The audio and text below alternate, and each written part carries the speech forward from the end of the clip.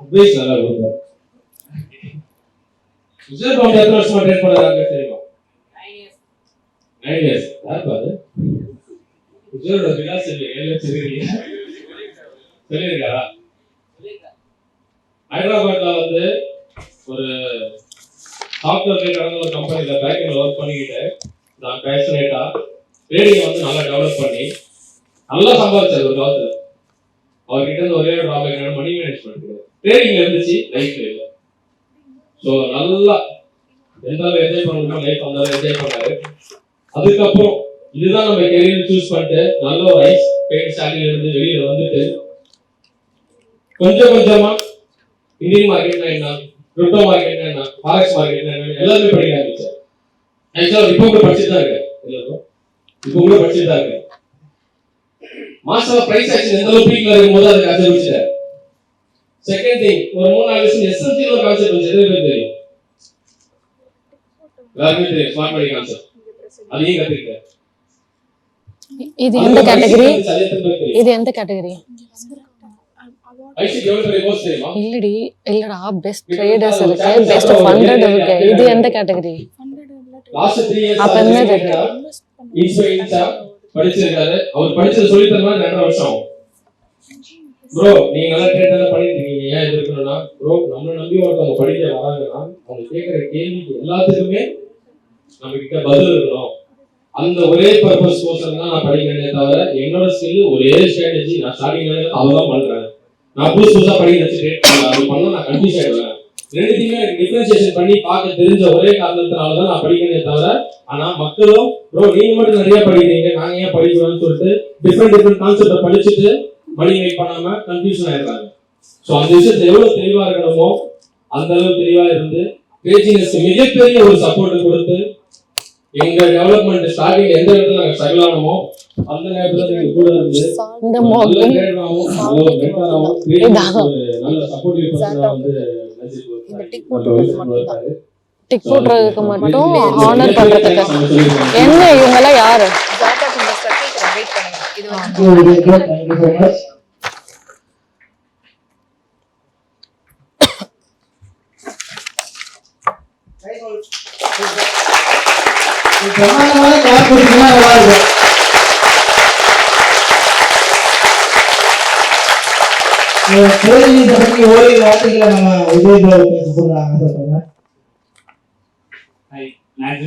Sir இல்ல sir நீங்க wait பண்ணுங்க.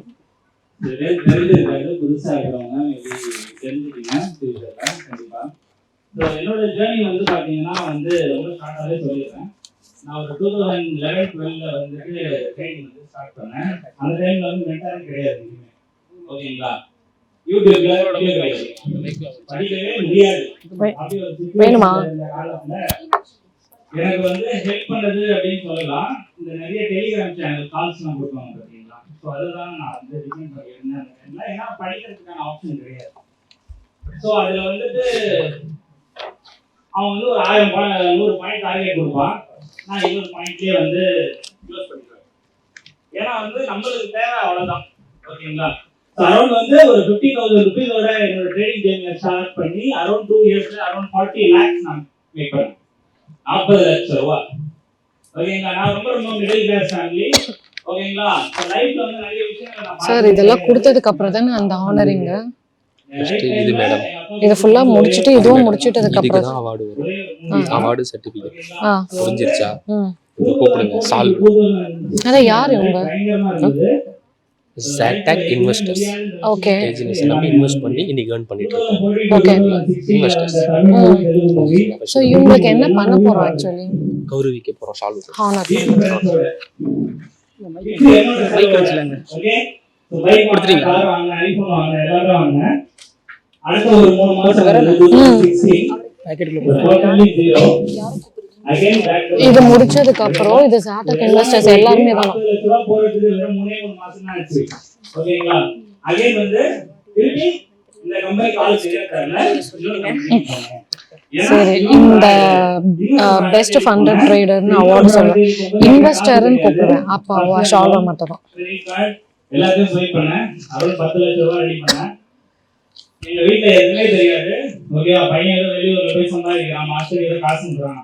ஸோ இந்த மாதிரி ஒரு சுச்சுவேஷன் தான். சரி 10 லட்ச ரூபா போட்டு ஸ்டார்ட் பண்ணேன். இன்னொரு கம்பெனி கால்ஸ் வாங்கினேன். அடுத்த ஒரு 2 மாசத்துல 10 லட்ச ரூபா முடிஞ்சு போச்சு. என்னோட லைஃப்ல நான் அடிபட்டு நான் எத்தனை பேருக்கு சாப்பாடு வாங்கி கொடுத்தானோ அத்தனை பேர் எனக்கு ஒரு வேளை சாப்பாடு வாங்கி கொடுக்க மாட்டாங்களா அப்படிங்கிற நிலைமைக்கு போனேன். ஏன்னா வர சேலரி இஎம்ஐ கட்டுறதுக்கே சரியா இருக்கும். இஎம்ஐ கட்டாமையே இருக்க முடியாது, மினிமம் டியூ கட்டாமையே இருக்க முடியாது. கட்டலைன்னா பேங்க் வீட்டாண்டு போயிடுவோம். ஓகே, ஸோ இந்த மாதிரி ஒரு விஷயத்துல இருந்தேன். அப்போ நான் நிறைய விஷயத்த எக்ஸ்பீரியன்ஸ் பண்ணியிருக்கேன். ஆனால் நான் பர்சனலா டீப்பா போய் எல்லாத்தையுமே தெரிஞ்சுக்கிறேன். இதோட ஒரு ஹேபிட்.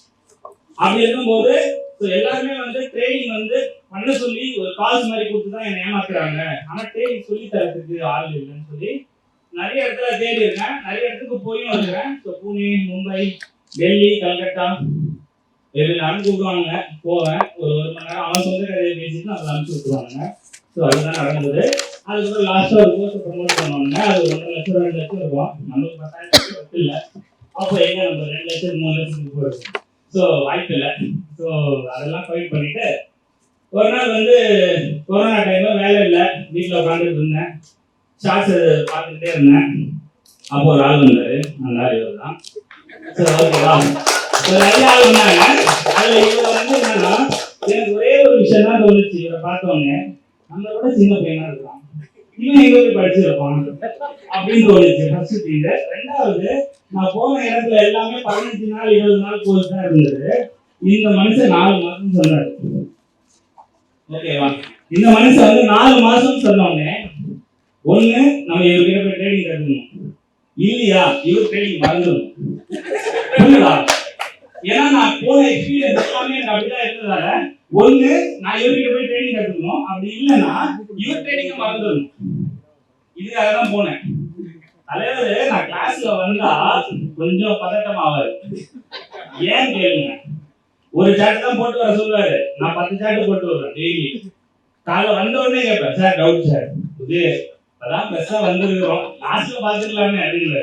நான் அந்த கிளாஸோட கவனிக்க மாட்டேன். அந்த லாஸ்ட்ல டவுட் கேட்கறதுக்கு மட்டும் தான் ரெடியா இருக்கும். கிளாஸ் முடிஞ்சிச்சுப்பா அப்படின்னாரு, ப்ரோ டவுட் ப்ரோ ஏதாவது பதில் சொல்லல, ஆனா சொல்லிட்டு இருந்தாரு.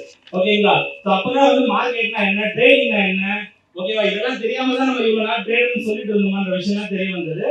ஸோ அதோட என்னோட ஜேர்னி நிக்கல. ஸோ நிறைய ஃபாரின் மென்டார்ஸ், நிறைய பேர்கிட்ட பணத்தை கொடுத்து ஏமாந்துருக்கேன். நிறைய ஃபாரின் மென்டார்ஸ் நிறைய விஷயங்களை கற்றுருக்கிறேன். ஓகேவா, ட்ரேடிங்கை பொறுத்த வரைக்கும் ரொம்ப ரொம்ப சிம்பிள். ட்ரேடிங்கை நீங்க எந்த அளவுக்கு சிம்பிளா பாக்குறீங்களோ அந்த அளவுக்கு சிம்பிளா பணம் பண்ணலாம். நான் இது வரைக்கும் எஸ்என்சி, ஐசிடி, ஓகேங்களா, ஐசிடில, எஸ்என்சில, பிரைஸ் ஆக்ஷன்ல நீங்க எந்த டாபிக் ஆன் த ஸ்பாட் சொன்னாலும் என்னால எடுக்க முடியும் கிளாஸ்.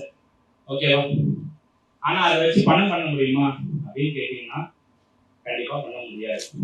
நீங்க யூடியூப்ல பாருங்க 1:10, 1:20, 1:50 நான் தான் பண்ணியிருக்கேன்.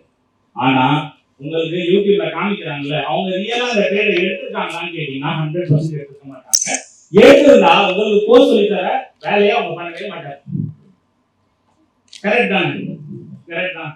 ஒண்ணு நம்ம ஃபர்ஸ்ட் ட்ரேடிங் கோர்ஸை சூஸ் பண்ணணும்னா அவன் ஃபர்ஸ்ட் ட்ரேடரான்னு பார்க்கணும். ரெண்டாவது அவன் மென்டாரா இல்லாம பரவாயில்ல, ஆனா அவன் ட்ரேடரா இருக்கணும். அது மட்டும் நீங்க கவனிச்சிட்டீங்க. ஓகேங்களா, நீங்க எங்க போனாலும் சரி, எந்த இடத்துல போய் படிச்சாலும் சரி, அதை பத்தி எனக்கு பிரச்சனை கிடையாது. பட் ஆனா நல்ல மென்டாரை சூஸ் பண்ணுங்க. உங்களுக்கு எந்த மென்டார் கனெக்ட் ஆகுறாங்கன்றத பாருங்க. ஒருத்தர் இங்கிலீஷ்ல பேசிட்டே இருப்பான், அவன் நம்ம கனெக்டே ஆக மாட்டான். அவங்க எப்படி படிப்போம்? சான்ஸே கிடையாது. கரெக்டா, நம்மளுக்கு யாரு செட் ஆகுறாங்களோ, இவன் பாஷை நம்மளுக்கு புரியுது, இல்லைன்னா இவன் ஸ்லாங் எனக்கு புரியுது, இல்லைன்னா இவன் சொல்லி கொடுக்கறது எனக்கு புரியுதுன்னா அவங்க கிட்ட போய் மென்டார்ஷிப் எடுங்க, கண்டிப்பா ஜெயிக்க முடியும். ட்ரேடிங் ரொம்ப ரொம்ப சிம்பிள். நீங்க படித்த விஷயத்த ஒரு சில விஷயங்கள் மட்டுமே ப்ராப்பரா பயன்படுத்துனீங்கன்னா அது மூலமா பணம் சம்பாதிக்க முடியும். எல்லாத்தையும் நான் படிச்சுட்டு 100% 1% கூட லாஸ் இல்லாம நான் பணம் பண்ணணும்னு நினைச்சா அடுத்த 1 வருஷத்துல அம்பானி நான் தான். கரெக்டா? ஏன்னா டோட்டல் அமௌண்ட் ரிஸ்க் எடுத்துடலாம் இல்லையா? $1,000 $10,000 அவ்வளவுதான் முடிஞ்சிச்சு. 1 மாசத்துல அவனை தாண்டிடலாம். ஓகேவா, அது முடியவே முடியாது. ட்ரேடிங்கிறது லாஸும் இருக்கும், ப்ராஃபிட்டும் இருக்கும். ஓகேங்களா, லாங் டைம்ல ட்ரேட் பண்ணுங்க, ரொம்ப ரொம்ப ப்ராஃபிட்டபிளா இருக்கும். ஓகேங்களா, என்னோட எக்ஸ்பீரியன்ஸ்ல நான் பார்த்த வரைக்கும் சொல்ற விஷயம் என்னன்னா அதிகபட்சமா 1 ஹவருக்கு கீழே போகாதீங்க. 1 ஹவருக்கு மேல ட்ரேட் பண்ணுங்க, நல்ல ப்ராஃபிட்டபிள் ட்ரேடரா இருப்பீங்க. ஓகேங்களா? ஸோ வந்துட்டு ட்ரேட் ஜீனியஸ்ல வந்து அதுக்கப்புறம் வந்து நான் வந்து நிறைய படிச்சுட்டு அதுக்கப்புறம் ட்ரேட் ஜீனியஸ்ல ட்ரேட் பண்ணி அரௌண்ட் ஒரு 4 to 500 கம்பெனி கிளியர் பண்ணியிருக்கேன் நான். ஓகேங்களா? ஸோ இது எல்லாமே வந்து காரணம் யாரு அப்படின்னா, நம்ம பேஸ்மெண்ட் எப்பவுமே ஸ்ட்ராங்கா இருக்கணும்னு சொல்லுவாங்கல்ல, அந்த பேஸ் வந்து நசீர் ப்ரோ தான். ஓகேங்களா? ஸோ எங்கேயுமே எங்கேயுமே நான் சொல்லுவேன், ஏன்னா அவர் தான் அந்த பேஸ்மெண்ட்டை ரொம்ப ஸ்ட்ராங்கா போட்டு கொடுத்தாரு. ஓகேங்களா? அதுக்கப்புறம் எவ்வளவு பெரிய பில்டிங் எல்லாம் கட்டலாம், அது பிரச்சனை கிடையாது. பட் ஆனால் அந்த பேஸ் ஸ்ட்ராங்கா இருக்கிறது ரீசன் வந்து கண்டிப்பா ட்ரேட் ஜீனியஸ் எங்க வேணாலும் சொல்லுவேன் நான். ஓகேங்களா? நாளைக்கு எனக்கே ஒரு கம்பெனி வந்தாலும் அங்கேயும் நான் சொல்லுவேன் இதை. ஓகேங்களா? ஸோ வந்து ட்ரேடிங் வந்து ரொம்ப சிம்பிளா பண்ணுங்க, ஈஸியா ப்ராஃபிட் பண்ண முடியும். டைம் கொடுங்க ட்ரேடிங். எல்லா பிசினஸ்க்கும் டைம் கொடுத்தாதான் சக்சஸ் பண்ண முடியும். ட்ரேடிங்கும் டைம் கொடுத்தா மட்டுமே தான் சக்சஸ் பண்ண முடியும். ஓகேங்களா? வாய்ப்பு கொடுத்த ட்ரேட் ஜீனியஸ்க்கு ரொம்ப தேங்க்ஸ்.